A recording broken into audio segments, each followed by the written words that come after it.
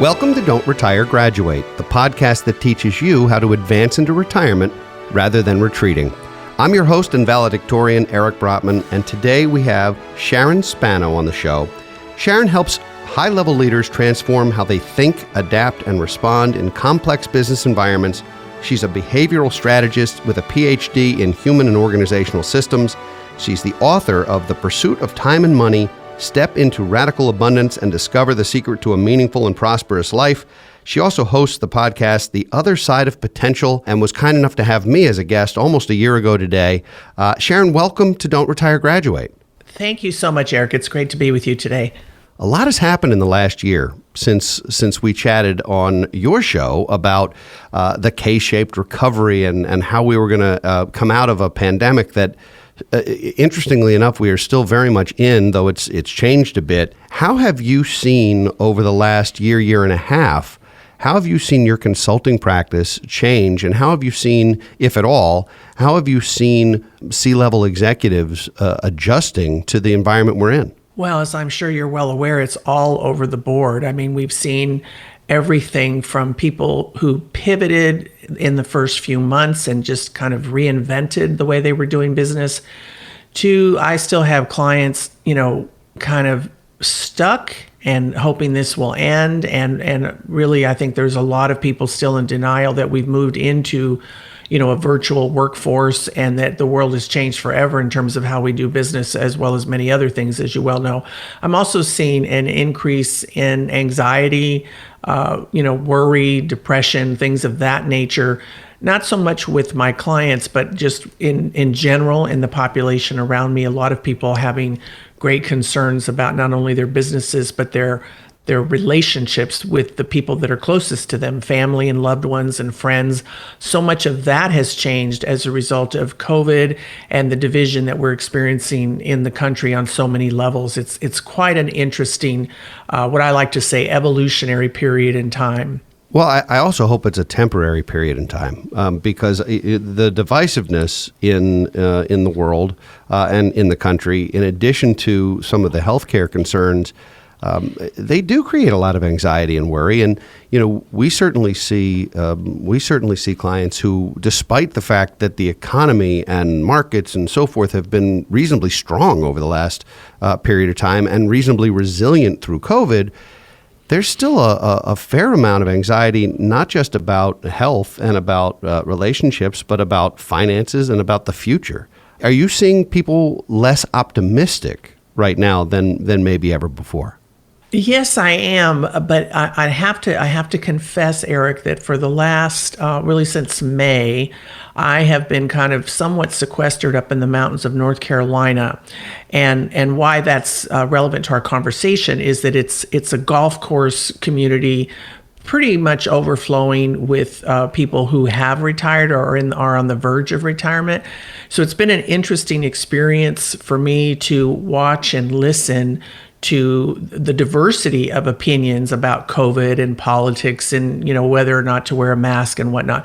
But then the financial aspects, as you said, because of course, these are all pretty affluent business people and, they watch the market very closely. But, as you and I have talked before, I look at everything through a developmental lens. And so based on, my experience and what is perceived developmental stages, I'm seeing a level of scarcity with some, even though they're retired and are affluent, and then others who are not concerned at all. So I really feel we're kind of at a period where, it's a very transitional time in our history, and people are kind of all over the board. But what you see is where they were, for instance, if they were in scarcity probably throughout most of their life and career, whether it be for good or bad reasons. And by that, I mean, many are just highly responsible people who take it to a level of scarcity. That's carrying forth into the way they're living their retirement. And you see it in real practical ways, like the way they access the amenities here or choose not to, the way they want to get their money's worth here versus going off the mountain into town for dinner, those kinds of things. It's quite fascinating to me. I get the sense that while people are working, and I've been at this 30 years, and while people are working and they're earning, particularly high achievers, higher earners. It's a lot easier to have an abundance mentality when, next week there'll be another deposit in your account, as opposed to when you are retired. And of course, I put that in quotes because retirement means so many different things to different folks. But when you're not necessarily earning a regular paycheck, whether that's because you're consulting or whether it's because you're moonlighting, whether it's because you're golfing every day and you're not working anymore. I think scarcity mentality starts to come when you realize that the nest egg you've built is the nest egg you've got. And now you have to make it last as long as your oxygen does. And I think that's, at any wealth level, I think that's a mind shift, don't you? I do, and I think that's part of what I'm seeing is you'll hear comments like the cash flow. It's all going out, but it's not coming in. But it's not true in the most literal sense, in my opinion, because most of these people, of course, have done the retirement planning and they have, again, resources, however they're set up. I'm sure they have, something coming in every month, but it's different from what they've experienced, to your point, as an achiever. And just to remind you, I know you and I have talked before about the 12 stages of development. The achiever stage and the expert stage are where we like to think, based on the latest research, it's around 68% of the American workforce lands in those two stages. And the achiever stage really is known for their competitive spirit, which is where many business people and entrepreneurs live. That's why they've been successful. But they also have a tendency to chase money, and they're very goal oriented. And so when you don't have those goals, when you don't have, the opportunity to engage in the chase for money, I think that's where the scarcity, can set in, even at the higher stages of wealth to some degree, because the chase is different. And I think sometimes people just have trouble settling in to what that can look like. And it's actually, I have to confess, why my husband and I haven't retired, because we enjoy the work we do, and we enjoy the differences we're making, hopefully for other people, and we enjoy the chase. Yeah, I'm one of those folks who you described who very much loves the chase. I always have. I've always been interested in growing an organization and in growing academically and educationally and professionally and financially, and very goal driven. I get the sense in this country, and I certainly, it's anecdotal only, so maybe you can shed some additional light on this, but I get the sense in this country that people tend to identify who they are with what they do. And that if you ask someone, tell me about yourself, the first thing they're going to say is, I'm an accountant, I'm an architect, I'm a veterinarian. When actually they've got 15 different roles, from, parent to spouse to child to friend to volunteer, et cetera, and so forth. But we identify so much of who we are with what we do that if you don't have that anymore, I think you can lose a sense of identity. Even if you still have some purpose, you lose some of the identity that you've spent 50 years building. I mean, am I barking up the right tree? Yeah, I think you absolutely are. And that's why I love the work that you're doing, where you're talking about really just reinventing what retirement can look like. Because again, when we look at the 12 stages of development, as people develop to the later stages, which is not a given, you have to be willing to commit to doing the work in order to reach those later stages. It's very true that I think that's what we know happens in midlife crisis, or even when people retire, because they don't have a purpose beyond that identity of work. And it's just very important, I think, as you're moving towards whatever retirement means for you, not only to look at it financially from my perspective, but to also recognize that you can take all the gifts, talents, skills, whatever it is that you've been about, and apply it in other meaningful ways, so that you don't have that loss of identity. And that's part of what drew my husband and I up here to this wonderful environment called Mountain Air. We'll be here 6 months out of the year, but everyone up here, they're doing very meaningful things, whether it be in their own community, the community up here. They have very specific things that they care about. And even though I see, moments or waves of scarcity, because that's just part of human nature, particularly in the times that we're living in, because we are in a state of collective trauma in this world right now. So that has a lot of implications. But I think when people advance into the later stages, and again, one is not better than the other, it's just a different way of viewing the world. For instance, when you move from the achiever stage into what we call the construct aware stage, that's like 3 stages later, and that is about service to humanity. And that's what drew me, for instance, to this mountain. When I first came up here, I thought it was all about golf and pickleball. But as I got to know people, I saw, no, there is a real commitment to make a change in the world, and particularly in North Carolina.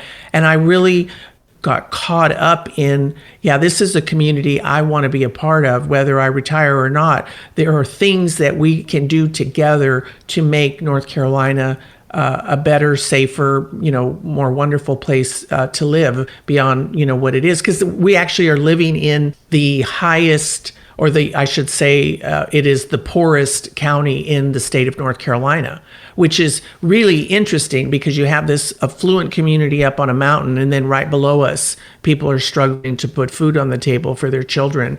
So, I'm now on the grants committee up here because we raise funding for the community, and I just feel like it's such a meaningful opportunity for me to make a difference in a way that maybe I haven't been able to do before. And I think that's kind of in essence, part of what you're saying. Don't retire, graduate. Take all that you're about and use it in ways that give you a meaningful life beyond the work and the identity that you've known before. Is that accurate?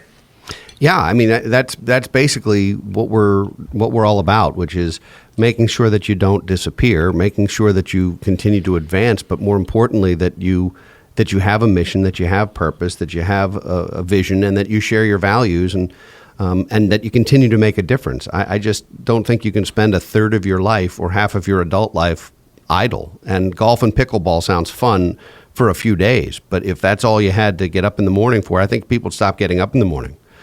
I agree, and I think now more than ever, the world needs the wisdom of that generation of retirees. Certainly our youth, as brilliant and as independent as they are, and they have so many great attributes, each generation, but they are looking for leadership. They are looking for mentoring. And I feel like that's our responsibility. And I did a talk on 9/11 around collective trauma. And one of the first questions I asked the people in the room was, how many of you think you're making the world a better place by watching the news 7+ hours a week? And no one raised their hand, of course, because it's a ridiculous notion. And my fear is that more and more retirees are sitting in front of that darn television too much. And then I'm seeing a lot of this, becoming cynical, angry, the world's going to hell in a handbasket, if you will, kind of thing. And my response to those kinds of comments is always, what are you doing as an individual to make the world a better place? Because complaining is not solving the issues. So I think it's just an interesting time, and the work that I'm trying to be about in this world is to help people at whatever stage or level or season in life that they're in to realize that they have something to contribute and we all have to do our part to make this world a better place. We can't just sit back and whine and complain and watch the news 24/7. I've been jotting some notes down while we're chatting because you've said a couple of things that have jumped off the page at me. One is the term collective trauma, which I have not heard put that way to describe what we're going through, from a pandemic standpoint. And the two other events that I remember in my adult life where I really felt collective trauma was happening in different ways. One was 9/11, for sure. And the other was the Great Recession. When the financial crisis hit, there was an incredible collective trauma around, are we going to be okay? And are we going to continue to feed our families? And these were folks of means who still had a newfound fear that this whole thing could fall apart. And so now I guess we're going through this again. What are the common themes to recovery from collective trauma? I know in 9/11, the first thing I had to do was physically turn off the television because I know I watched it for like 5 days before I finally said, I got to get on with my life. This is not helping me anymore. And I try not to watch a lot of that because it is sensationalism and it is going to depress you and upset you, and it's done on purpose so that you can keep eyeballs, or you can sell advertising and so forth and so on. So what are the remedies of or positive outcomes of surviving a collective trauma event or time period? Well, I think the first thing is we have to recognize, and part of the message I gave the other day is, because I'm hearing, and I mean, literally, Eric, it's 2 to 3 times a week of someone's daughter or granddaughter or grandson who's, having trouble in college and anxiety and depression and whatnot. It's very concerning to me. And I would say that a lot of that is coming from the constant level of negative information our youth are receiving, but also what they're hearing from their parents and grandparents. So to me, the first thing is always, in any system, when we look at systems are always trying to seek balance and equilibrium. That's what's happening right now in our world, and why I say we're in an evolutionary period, because when you hear all the marginalized voices that are rising up, that is the system saying no more. We need to restore balance in our system. So we have to recognize that we are in an evolutionary period, and that it does include collective trauma. And the difference is that years and years ago, when I did this talk, for instance, I tried to look at how many events have we had that have been traumatizing, whether it be, natural disasters or war or terrorism or mass shootings or whatever. I could not count them. There's so many that have occurred over the last 20 years that we are in a constant state of collective trauma now. Where you think back, if you look at worldhistory.com, the 10 most dramatic events in world history up to 1980, they occurred far and few between. It was World War I, it was World War II. It wasn't a constant state of war.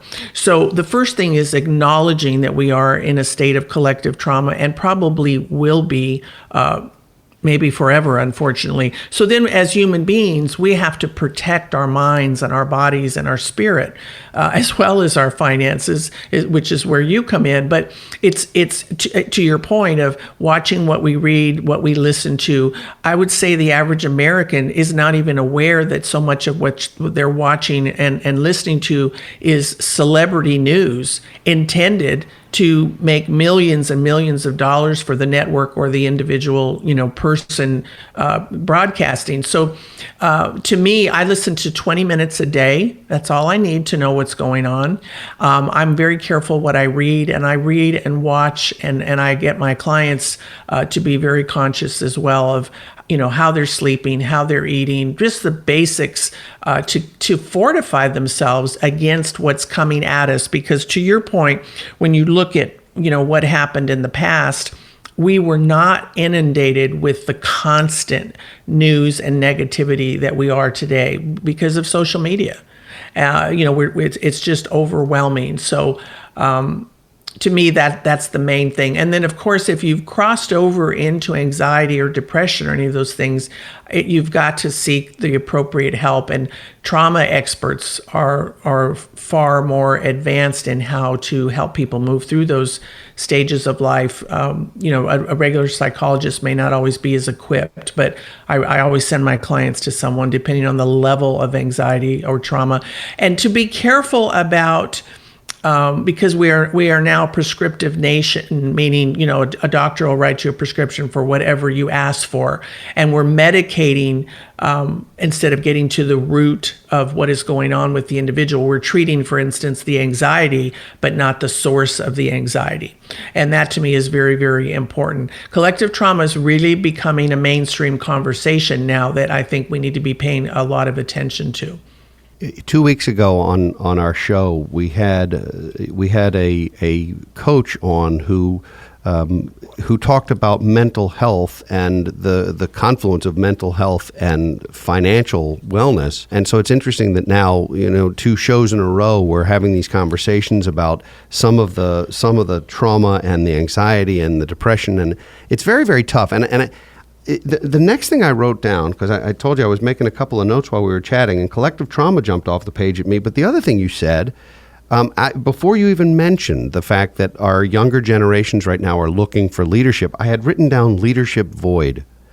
It is so imperative that people step up and lead in positive ways, and yet finding examples of that are exceedingly difficult, and particularly when you start talking elected officials, and I definitely don't want to go down that rabbit hole, but my goodness, it seems like disparaging others is how you're climbing on top of that heap rather than standing for something, meaning something.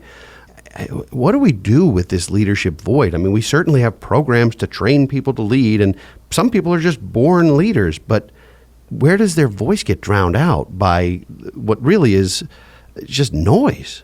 Well, it's such an interesting time because, before I go there, I want to say one thing more about the collective trauma aspect, because, the research is already starting, but we don't really, and probably won't see for at least 20 years, the impact of just the pandemic alone on our younger children. It's going to be quite interesting, the masks and the fear, and, your parent gets COVID and you're afraid they're going to die. So I think we have to just really pay attention to where our children are and what they're watching and listening to just reiterate that one more time. But then with respect to leadership, I have great hope for leadership in business. I have zero hope for leadership in Washington, because I think we won't see a change there for many generations. But for business, this amazing thing is happening that I'm sure you're aware of, Eric, where we've got all these younger individuals who have started up these platforms, and they kind of throw the spaghetti up against the wall, and they get the angel investors, and if it works out, great, and if it doesn't, they shut it down, or if they can, they sell it and they move on to the next one. But many of them, most of them, have not come up through the ranks of corporate America the way we've seen in generations past, and therefore they're not trained or equipped to be executives or CEOs. So I hear two things happening, which one end concerns me, the other end is exciting, is the youth. My niece has had more jobs than I care to think of, for instance, and when she tells me what's happening from a leadership perspective and how she's just thrown into a pool to do a job she doesn't even fully understand with no leadership at all, it breaks my heart to think that she's having to go through this. But the good side is there are many of these leaders coming together, and they're meeting and creating their own summits, their own universities. That's why masterminds are now bigger than ever. And I love the fact that they're coming together and they're learning from one another, the really smart ones who are doing well. And I interviewed, many of them on my show the first 2 years I was running. And I just love the way they think. I love that they're more value-based and that they hold each other accountable. So it's a different kind of leadership development. It's sort of a hands-on, you're in the trenches. We got to figure this out. And let me talk to another guy who's in the same boat, who's also building a, multi-million-dollar platform. And I love that that's happening. And I think that business is going to be the answer to many of our social and economic problems, because they are innovative and they're doing what needs to be done. They're the ones that pivoted right as soon as COVID hit, where you see some of the other wheels turning far slower. I mean, my goodness, when we have a government that sends out, I don't know how many hundreds of thousands, maybe not that many, but certainly thousands of relief checks to dead people, I would say we have a serious problem in Washington, because they're antiquated in terms of how they do business and their technology compared to business. So on that note, I have great hope for leadership in this country on a business level. I just wish it would translate into our political systems, and I don't see that happening. No, sadly, I don't either. And some of those folks who the dead people who received checks also voted for those folks. So I guess there's a catch-22. If you get the vote, you get the check, right? I'm kidding, people. Come on, I'm only kidding. All right, so let's talk about your book a little bit, because one of the things that I love about this, and it jumped out at me as soon as I saw the title of your book, it's not just about a prosperity, it's about meaning. And so talk a little bit about who the book is for and who should pick this up and start diving in right away. Well, I know publicists never want you to say this. I really wrote it for anyone, and it's taking very complex language around the experience of time and money from a developmental perspective, and putting it into layman's terms. But obviously, we anticipated and marketed more to the business community. And I was very interested because I was seeing it so often in my clients that different individuals, no matter what their education, no matter how successful they were, had a different experience of both time and money. And I knew that time and money were, they're the two most important resources we have. I mean, every day you're making business and life decisions on how much time or money you have. It's our number one conversation. So one, I wanted to show the correlation between time and money, and I wanted to look at it through that developmental lens. And so just as an example, when we think of development, you think of obviously birth, a baby. Obviously, they're not interested in time and money. But as you develop into the later stages, as I've referenced earlier, your experience of time and money changes. And so we know, for instance, the adolescent, they are impulsive, they use money impulsively, and they're more focused on their immediate needs. That's your teenager that comes in at 2 a.m. when he had a 10 o'clock curfew and he spent his whole allowance on, iTunes or whatever. But then we see, because in development, everything transcends and includes. So nothing is left behind, whether it's good or bad. A baby doesn't, for instance, forget to crawl when they learn to walk. They just crawl less often. So it's the same around money. I meet and often am quite stunned by 57 or 60-year-old men who have all the toys, in the world, but then get behind on their mortgage. So there's a level of irresponsibility that they haven't conquered yet, because they haven't developed to a more sophisticated or responsible way of being in the world. And I'm sure you see that in your work all the time, is people who are totally surprised now that they're 60 years old and they haven't prepared for retirement in some way, shape, or form. So I was interested in helping people understand that you don't have to stay where you are. That if you have healthy perspectives on time and money, good for you, keep going. But if you don't, and you have patterns where you're constantly finding yourselves in precarious situations, that to me is a developmental issue. And that's part of what my coaching is. I help people move to other developmental levels where they can experience a meaningful, prosperous life. And a big part of that is stepping into stewardship. So part of the book is identifying what is stewardship and how do you, master that, if there is such a thing, so that you can live a life. Because prosperity is not only about money, as I know Eric. It's about wellness and health, and is my life, all that I want it to be? And if not, what can I do to make the necessary changes to get there?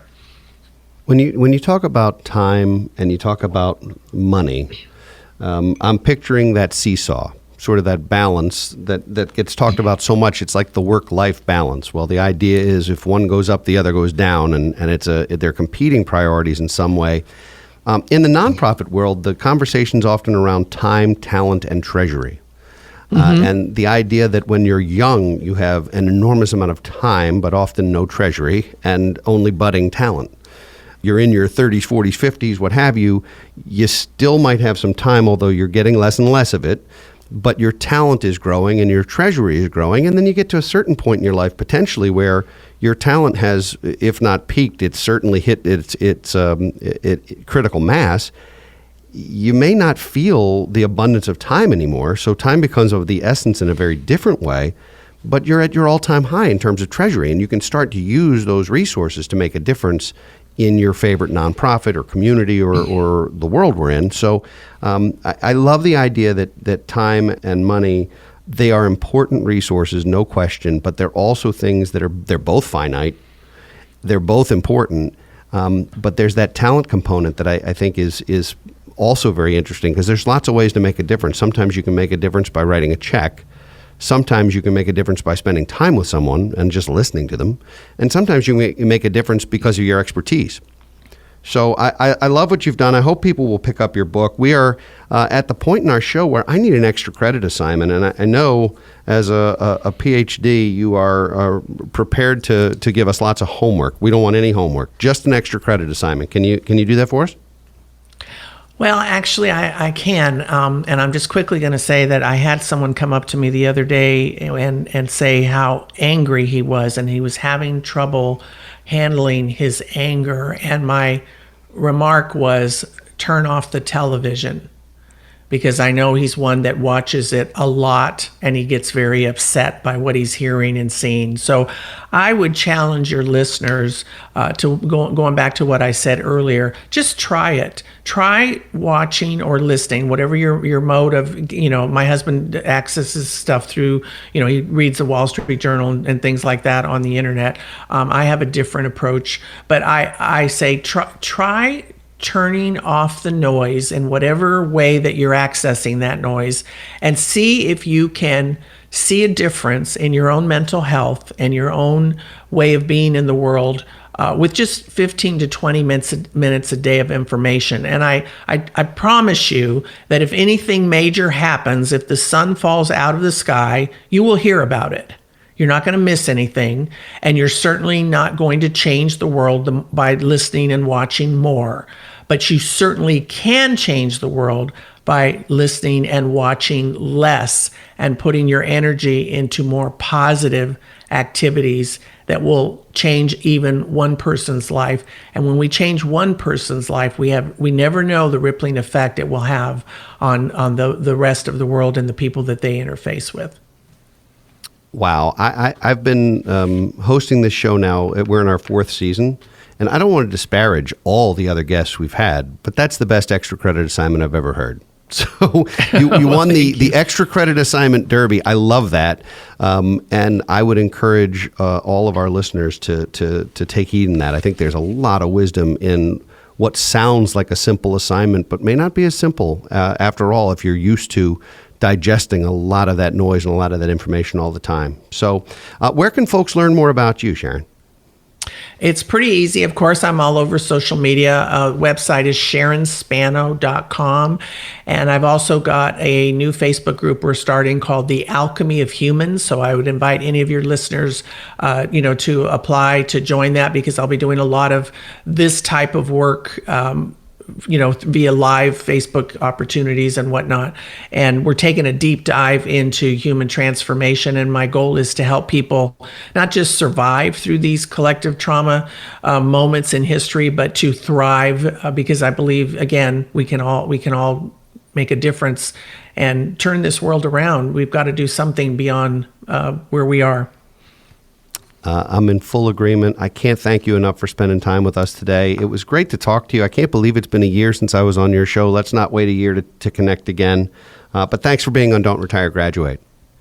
Thanks so much, Eric. It's great to connect with you again. And we'd like to thank all of you for listening to our show. If you like what you hear, please subscribe to our podcast and leave a review on Apple Podcasts or wherever you listen to your favorite shows. Don't Retire, Graduate is a book available in print, Kindle, and audio formats, and a workbook with all the exercises you need to build your own financial freedom plan. For more information, go to brotmanmedia.com or buy your copy and leave us a review on Amazon. Please also check out our online financial literacy education courses at bfguniversity.com. We'll be back next week with another installment of Office Hours, and in 2 weeks with another engaging guest. For now, this is your host, Eric Brotman, reminding you, don't retire, graduate. From this day forward, let us begin changing the way we view retirement. Today, I implore you, don't retire, graduate.